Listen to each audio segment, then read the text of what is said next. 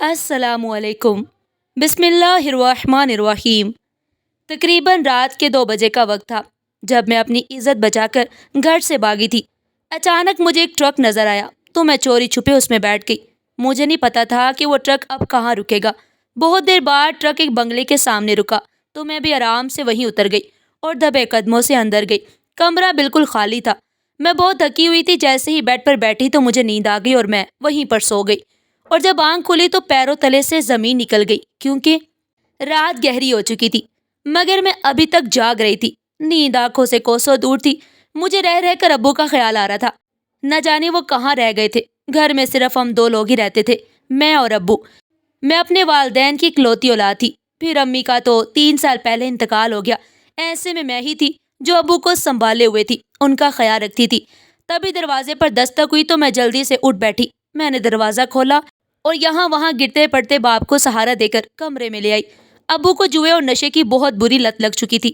میں ان کو سمجھا سمجھا کر تھک چکی تھی، مگر وہ تو میری بات سنتے ہی نہیں تھے۔ میں نے انہیں چارپائی پر بٹھا دیا، تب وہ مجھے بڑے غور سے دیکھنے لگے۔ پھر بولے، الشبا، تم میری بیٹی نہیں ہو، جانتی ہو نا؟ تم 7 مہینے کی تھی جب تمہاری ماں میرے ساتھ بھاگ گئی تھی۔ تو جانتی ہے کیا؟ تم منحوس ہے۔ تیری منحوست نے ہم سب کو تباہ و برباد کر دیا۔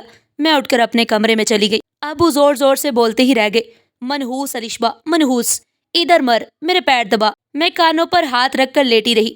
پھر سے ابو کی آوازیں آنے لگی، منحوس، میرے پیروں میں درد ہے، جلدی آ۔ میرا خون کھولنے لگا تھا۔ میں نے خود پر بہت ضبط کیا مگر ناکام ہو گئی۔ آج میں اٹھ ہی گئی تھی۔ میں دروازے پر جا کر کھڑی ہو گئی اور بولی، منحوس ہوگا تو بڈھے؟ کیا تو سارا دن محنت مزدوری کر کے گھر کا سودا لایا ہے جو تیرے پیر دباؤں؟ تو اپنے جیسے نشئی دوستوں کے ساتھ بیٹھ کر جوا کھیل کر آیا ہے۔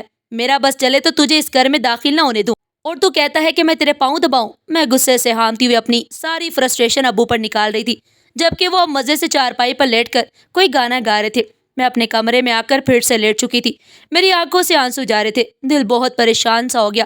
میں بری نہیں تھی، نہ ہی میں نے کبھی کسی کے ساتھ کوئی بدتمیزی کی تھی، مگر گھر کے حالات اور میرا باپ مجھے اس سچویشن پر لے آیا تھا کہ بدتمیزی کے سوا میرے پاس کوئی چارہ ہی نہیں بچا تھا۔ میں چھوٹی سی تھی جب سے ابو کے منہ سے اپنے لیے توہین امیز الفاظ سنتی آئی تھی۔ میری ماں گھر سے بھاگ گئی تھی تو اس میں میرا کیا قصور تھا؟ میں ایسے ہی روتی روتی سو چکی۔ صبح میری آنکھ ابو کی آواز سے کھلی تھی۔ وہ کہہ رہے تھے، الشبا، کچھ کھانے کو دے دو، بھوک سے جان نکل رہی ہے۔ میں جلدی سے اٹھ بیٹھی۔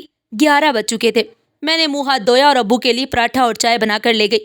ابو ناشتہ کرنے لگے تو میں ان کے پاس ہی بیٹھ گئی۔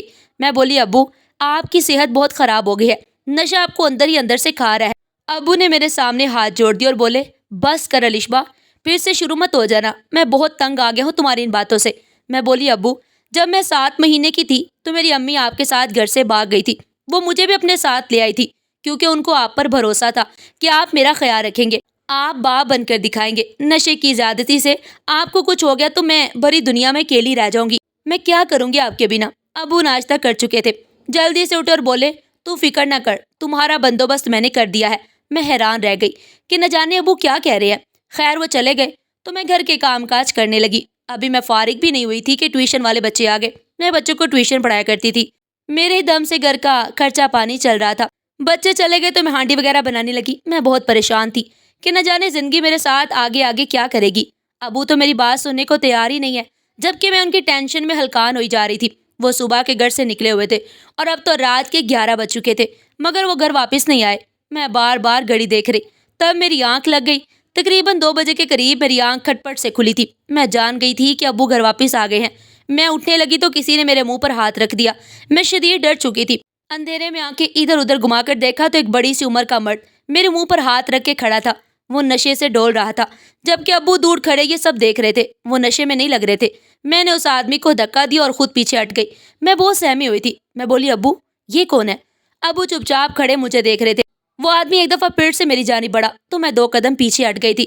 ابو بولے، الشبا، یہ ہمارے جوئے کے اڈے کا مالک ہے، بہت دن ہو گئے میں جوا ہارتا جا رہا ہوں، مجھ پر قرض بھی بہت چڑھ گیا ہے، مالک نے آج مجھے اڈے میں داخل ہونے نہیں دیا۔ وہ بولے، پہلے اپنا پچھلا قرض اتارو۔ تو میں نے اسے کہہ دیا کہ میری جوان بیٹی ہے، اس سے شادی کر لو۔ الشبا، یہ بہت امیر آدمی ہے، اس سے شادی کر کے مجھ پر سے قرض بھی اتر جائے گا اور تمہارا فرض بھی ادا ہو جائے گا، تم اس کے ساتھ بہت خوش رہو گی۔ میں نے اس بڈھے کو غور سے دیکھا تو وہ میرے ابا کا ہی ہم عمر لگتا تھا، بس اتنا تھا کہ وہ خوش لباس تھا اور ابو کے مقابلے میں اس کی صحت اچھی تھی۔ میرے دل میں شکوہ آ گیا کہ میری جان ایک نشئی سے چھوٹ رہی تھی تو میرے پلے دوسرا نشئی پڑ رہا ہے، لیکن میں نے اس سب کو قسمت کا لکھا مان کر تسلیم کر لیا۔ وہ بوڑھا میری جانب بڑھا اور میرا ہاتھ پکڑ کر بولا، میرے ساتھ چلو۔ میں بولی، مگر نکاح تو ہو جائے پہلے۔ مولوی صاحب کہاں ہیں؟ وہ مکروہ ہنسی ہنس کر بولا، ابھی تو بہت رات ہو گئی ہے، اب میں مولوی کہاں سے ڈھونڈوں؟ تم میرے ساتھ چلو، نکاح صبح پڑھوا لیں گے۔ اس بوڑھے کی نیت سمجھنے میں مجھے ایک لمحہ نہیں لگا۔ میں سمجھ چکی تھی کہ میری عزت محفوظ نہیں رہی۔ اس مشکل کی گھڑی میں مجھے سمجھ نہیں آ رہا تھا کہ میں کیا کروں، مگر دل کو ایک تسلی تھی کہ دونوں بڈھے کمزور تھے، میں ان کا مقابلہ کر سکتی تھی۔ میں نے فوراً سے اس کو دھکا دے کر نیچے گرا دیا اور خود باہر نکل گئی۔ میں نے کمرے سے باہر نکل کر پیچھے سے کنڈی بھی لگا دی تھی۔ میں دیوانہ وار سڑکوں پر بھاگتی چلی جا رہی تھی۔ میں کہاں جاتی، میرے پاس کوئی ٹھکانہ بھی تو نہیں تھا۔ میں سڑک کنارے چل رہی تھی۔ میں جانتی تھی کہ جس لڑکی کی عزت اس کے گھر کی چار دیواری میں بھی محفوظ نہ ہو، وہ باہر بھی محفوظ نہیں ہوتی۔ میں چاہتی تھی کہ جلد از جلد کسی محفوظ مقام پر پہنچ جاؤ، مگر میرے پاس کوئی ٹھکانہ نہیں تھا۔ ایسے ہی چلتے چلتے میری نظر ایک ٹرک پر پڑی۔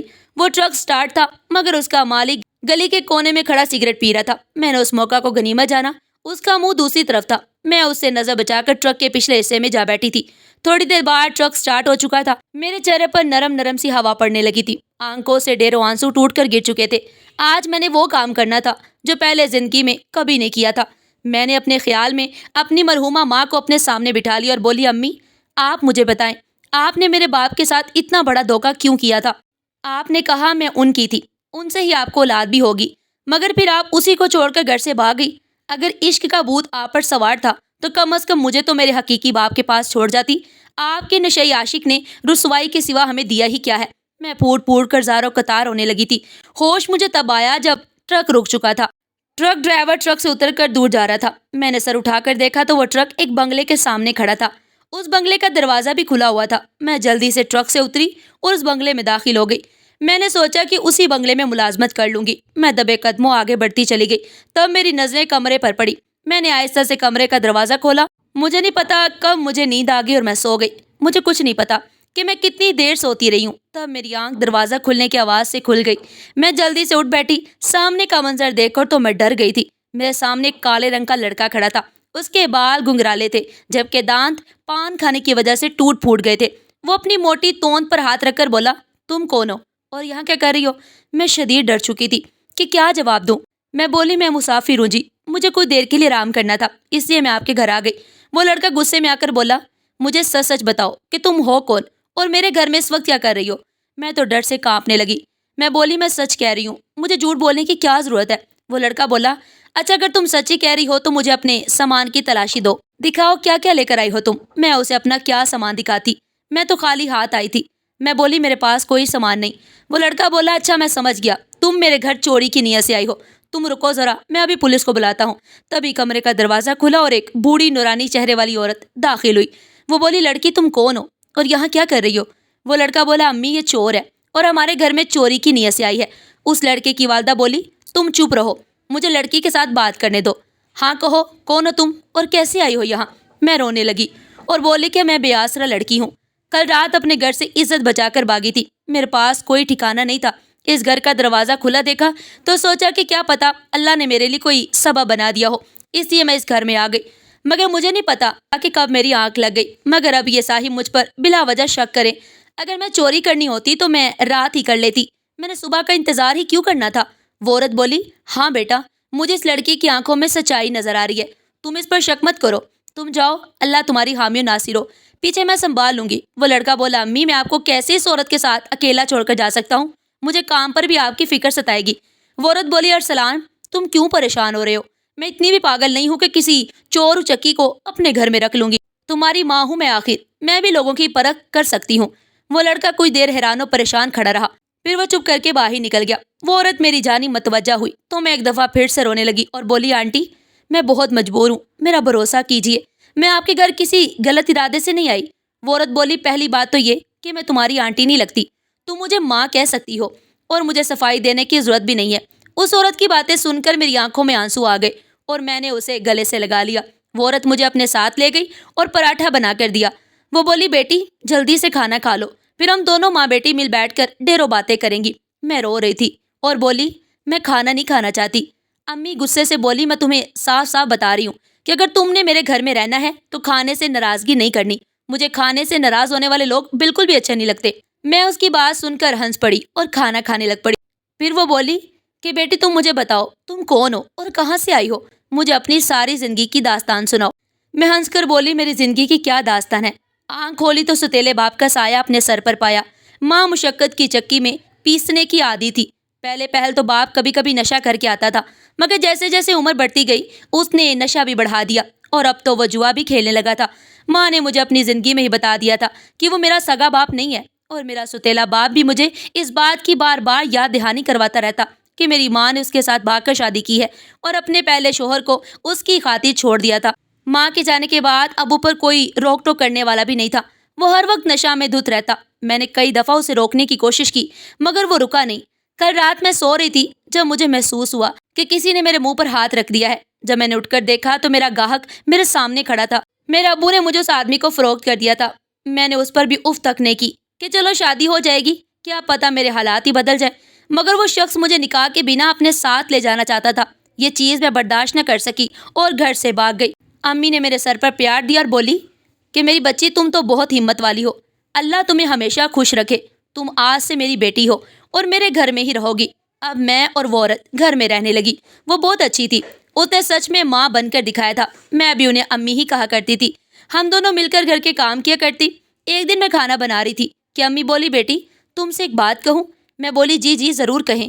وہ بولی کہ میں ہمیشہ سوچتی تھی کہ اپنے بیٹے کے لیے چاند جیسی بیوی لے کر آؤں، جو ہر لحاظ سے اچھی ہو، سگڑ بھی ہو اور سمجھدار بھی ہو۔ تم میں وہ ساری خوبیاں موجود ہیں جو مجھے اپنی بہو میں چاہیے تھی۔ میں تمہیں اپنی بہو بنانا چاہتی ہوں، کیا تم میرے بیٹے ارسلان کے ساتھ شادی کرنے کے لیے رضامند ہو؟ میرے سامنے امی کے بیٹے کی شکل گھوم گئی۔ میرا دل ایک دم سے ہر چیز سے اچاٹ ہو گیا تھا۔ بھلا یہ بھی کوئی بات ہوئی کہ میں نے اپنی گزشتہ زندگی بھی سسک سسک کر گزاری اور اب اپنی آنے والی زندگی بھی ایسے ہی گزار دوں؟ لیکن پھر میں نے سوچا کہ امی کے سائے میں یہ زندگی بآسانی کٹ جائے گی، اس لیے میں نے ان سے کہہ دیا کہ ہاں میں آپ کے بیٹے کے ساتھ شادی کرنے کے لیے تیار ہوں۔ اب امی ہر روز ارسلان کو خط لکھا کرتی اور مجھے کہتی تھی کہ یہ خط میں ڈاک خانے میں ڈالوں۔ مجھے بڑی حیرت ہوتی کہ امی اس جدید دور میں بھی اپنے بیٹے کو خط لکھ کر بھیجتی ہیں، وہ اپنے بیٹے کو فون کیوں نہیں کر لیتی؟ لیکن میں ان سے کبھی اس بات کے متعلق پوچھ نہ پائی تھی۔ امی جو بھی خط مجھے دیا کرتی وہ میں خود لازمی پڑھتی۔ امی نے اس میں لکھا ہوتا تھا کہ ارسلان جلدی سے اپنا کام ختم کر گھر واپس آ جاؤ، میں نے تمہارے لیے بیوی ڈھونڈ لی ہے۔ ارسلان کے خط میں امی سے چوری چھپے پڑھ لیا کرتی تھی۔ اس کے ہر خط میں یہ لکھا ہوتا تھا کہ امی مجھے کچھ وقت دے، ابھی میرا کام مکمل نہیں ہوا، میں جیسے ہی فارغ ہوا میں واپس آ جاؤں گا۔ مجھے بڑی حیرت ہوتی کہ ارسلان ایسا کون سا کام کرتا ہے جس کے بارے میں اس کی والدہ نے کبھی مجھ سے بھی کھل کر بات نہیں کی اور نہ ہی کبھی خط میں اس کا تذکرہ کیا۔ ایسے ہی وقت گزرا تھا اور ایک دن ارسلان واپس آ گیا۔ اس کی توند پہلے سے بھی بڑھ چکی تھی اور اس کا رنگ پہلے سے بھی زیادہ کالا ہو چکا تھا۔ اس کی جانب دیکھ کر میری آنکھوں سے آنسو بہنے لگے تھے کہ کیا میری یہی قسمت ہے، مجھے اس قسم کے انسان سے شادی کرنا ہوگی۔ میری شادی کی تیاری شروع ہو چکی تھی۔ مجھے بس اس بات کا اطمینان تھا کہ کم از کم میں گھر بار والی ہو جاؤں گی، مجھے در بر کی ٹھوکریں نہیں کھانی پڑیں گی۔ شکلوں کا کیا ہے، شکل اور حسن کون سا ہمیشہ قائم رہتا ہے۔ 4 دن بعد میرا نکاح تھا۔ میں نے آج تک کبھی ارسلان کے ساتھ بات نہیں کی۔ نکاح سے ایک دن پہلے جب میں کچن میں کھانا بنا رہی تھی تو ارسلان ادھر آ گیا اور بولا میں تم سے ایک بات پوچھنا چاہتا ہوں لشبہ، کیا تم مجھ سے شادی کرنے پر رضامند ہو؟ میں نے اس بات میں سر ہلا دیا تو وہ ہنس پڑا اور بولا ایسی کون سی مجبوری ہے جو تم مجھ جیسے انسان کے ساتھ شادی کرنے پر رضامند ہو چکی ہو؟ میں بولی کہ میں حلال رشتے میں بندھنا چاہتی ہوں، شکل و صورت معنی نہیں رکھتی، ہم سب اللہ کے بنائے ہوئی مخلوق ہیں، اسی نے ہمیں بنایا ہے، پھر اس میں نقص یا کمی کیسے ہو سکتی ہے؟ نہ جانے یہ باتیں میں خود کو تسلی دینے کے لیے کہہ رہی تھی یا ارسلان کو قائل کرنے کے لیے کہہ رہی تھی۔ میری باتیں سن کر ارسلان بہت خوش ہو گیا تھا۔ وہ بولا لگتا ہے کہ تمہارے ساتھ زندگی میری چین سے گزرنے والی ہے۔ میں ارسلان کی بات سن کر مسکرا پڑی تھی۔ اگلے دن میرا نکاح تھا۔ اگلے دن امی مجھے نکاح کے بعد ارسلان کے سجے سنورے کمرے میں بٹھا رہی تھی۔ میں کمرے میں بیٹھی ایک ایک چیز کو بڑے غور سے دیکھ رہی تھی۔ تبھی کمرے کا دروازہ کھلا اور میرا شوہر کمرے میں داخل ہو گیا۔ اس نے میرا گھونگھٹ پلٹ دیا تھا، جبکہ سامنے بیٹھے شخص کو دیکھ کر میرا دل دہل گیا، کیونکہ وہ ارسلان نہیں تھا، اس کی جگہ کوئی بہت ہی خوبصورت نوجوان بیٹھا تھا۔ میرے منہ سے چیخ نکلی تو اس نے جلدی سے اٹھ کر میرے منہ پر ہاتھ رکھ دیا تھا اور بولا کیا کر رہی ہو، امی سے مار پڑواؤ گی کیا؟